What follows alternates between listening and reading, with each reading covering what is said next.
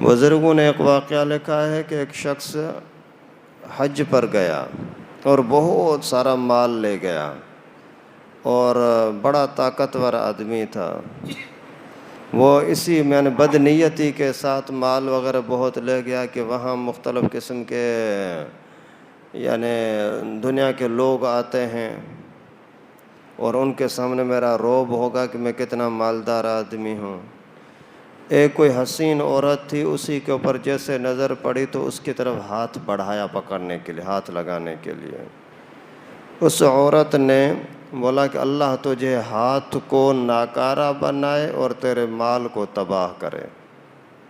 ابھی اس نے جیسے اس پر ہاتھ رکھا اور اسی کے زبان سے یہ لفظ نکلا، اسی ہی ٹائم پر اس کا ہاتھ نیچے گر گیا اور اسی میں ایک پھوڑا نکلا۔ اتنا درد کہ روتا چیختا رہا۔ آخر 2-3 دن کے اندر اس کا ہاتھ بالکل ناکارہ شل ہو گیا، اور پھر مال بھی اسی طریقے سے اس کا پورا کا پورا ان چند ہی دنوں کے اندر وہاں مکہ مکرمہ کے اندر ختم ہو گیا۔ تو اللہ تعالیٰ نے کیا فرمایا کہ جو مصیبتیں تم پر آتی ہیں تمہارے بدافعالی کی وجہ سے آتی ہیں۔ صرف اس نے بد نیتی کے ساتھ ہاتھ بڑھایا، اللہ تعالیٰ نے ہاتھ کو ختم کر دیا، ضائع کر دیا۔ اسی طریقے سے ایک شخص تھا، وہ کعبۃ اللہ کے طواف کے دوران اس کی کسی عورت پر نظر پڑی تو دوبارہ محبت سے عشق کی نظر سے اسی کی طرف دیکھنے لگا۔ اچانک غیب سے کوئی تھپڑ آئی، اس کو تھپڑ جو لگی تو آنکھ نکل گئی۔ ما اصابکم من مصیبت فبما کسبت ایدیکم، تمہارے افعال کی وجہ سے یہ ہوتا ہے۔ دکان کا کاروبار وغیرہ خراب ہو گیا تمہارے ہی ناانصافی کی وجہ سے، دھوکہ بازی کرنے کی وجہ سے۔ اللہ تعالیٰ نے آپ کو عزت دی، اس عزت کی وجہ سے تم تکبر میں آ گئے، گھمنڈ میں آ گئے، اللہ تعالیٰ عزت چھین لیں گے۔ لیکن یہاں ایک بات اور سمجھیں کہ اللہ تعالیٰ نے فرمایا جو مصیبتیں تم پر آتی ہیں، جو پریشانیاں تم پر آتی ہیں، وہ تمہارے ہی بداعمالی کی وجہ سے۔ پریشانیاں تو انبیاء کرام پر بھی آتی ہیں، حالانکہ انبیاء کرام تو معصوم ہوتے ہیں۔ پریشانیاں تو بچوں پر بھی آتی ہیں، حالانکہ بچے تو مکلف ہی نہیں ہیں، ان کی تو پکڑ ہی نہیں ہے، ان کے اوپر کوئی شریعت کا حکم ہی پابندی کا نہیں ہے۔ تو پھر مقصد کیا ہے کہ ان کے اوپر، اگر بچوں کے اوپر یا پیغمبروں کے اوپر جو پریشانیاں آتی ہیں، وہ ان کے درجات بلند کرنے کے لیے، وہ ان کے درجات بلند کرنے کے لیے آتی ہیں، ان کے لیے کوئی سزا نہیں ہوتی۔ ویسے بھی اگر نیک لوگ ہیں، مالی لحاظ سے کوئی خیانت نہیں کرتا، جسمانی لحاظ سے کوئی خیانت نہیں کرتا، پھر بھی اگر کوئی مصیبت آ گئی تو یہ بھی اس کے درجہ بلند کرنے کے لیے ہوتی ہیں۔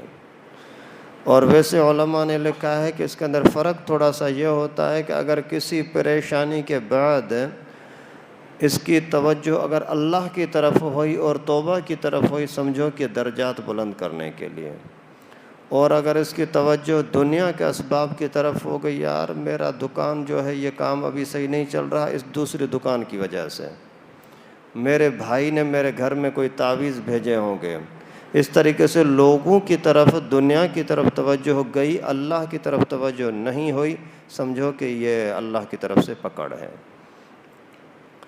باقی درجات کو بلند کرنے کے لیے پھر پکڑ کیوں آتی ہے، ان کے اوپر پریشانیاں اور مصیبتیں کیوں آتی ہیں، یہ ان کو اور زیادہ نکھارنے کے لیے۔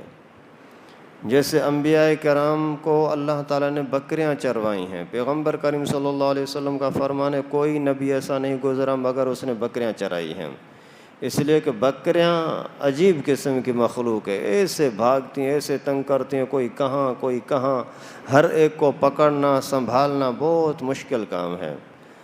اور ان کو جب آدمی چراتا ہے اور ان کو سنبھالتا ہے تو از خود ایک بردباری اور حلم کی عادت پیدا ہوتی ہے۔ تو یعنی بڑی شان دینے کے لیے ان کو پہلے تکلیفیں دی جاتی ہیں، ان کو آزمایا جاتا ہے تاکہ یہ بڑے درجے پر پہنچ سکے۔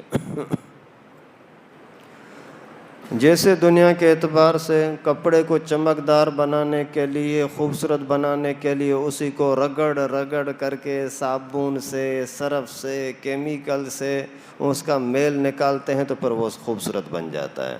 اسی طریقے سے کسی انسان کو اوپر لے جانا ہوتا ہے تو پھر اس کو پہلے کچھ رگڑے آتے ہیں، پھر ان میں اگر یعنی برداشت کر لیا تو بڑے شان والا بن جاتا ہے، اگر برداشت نہیں کیا، بھاگ گیا تو بس۔ مدرسے کے طلباء ہیں نا، استاد کبھی کبھی پٹائی کرتا ہے، پھر جو بچہ وہ رگڑ برداشت کر لیتا ہے تو اللہ تعالیٰ اس کو بڑا شان عطا کرتے ہیں۔ لیکن اگر بچے نے جا کر کے ماں کو بولا، ابو کو بولا، اور وہ آگے استاد کے ساتھ لڑنے کے لیے تو نے یہ کیا کیا ہے، تو پھر یہ بچہ کبھی بھی پڑھتا نہیں ہے، کیونکہ اس کے ماں باپ نے اس کی اسی تربیت کو برداشت نہیں کیا۔ اگر کپڑے کی صفائی کے لیے، اگر کسی اور برتنوں کی صفائی کے لیے، اس کو مانجنے کے لیے، اس کو رگڑنے کے لیے تم راضی ہو، تو پھر بچے کو سنوارنے کے لیے اس کو اگر رگڑ آ جائے تو وہاں کیوں پریشانی؟ تو پھر ماں باپ اپنے بچوں کے ساتھ دشمنی کرتے ہیں۔ تو یہ بات اصول سمجھ لیں کہ اللہ تعالیٰ کی طرف سے عام لوگوں کو جو پریشانیاں آتی ہیں وہ ان کے گناہوں کی وجہ سے، ان کے نافرمانی کی وجہ سے۔ انبیاء کرام کو یا بچوں کو، معصوموں کو جو پریشانیاں آتی ہیں وہ پھر ان کے درجات کو بلند کرنے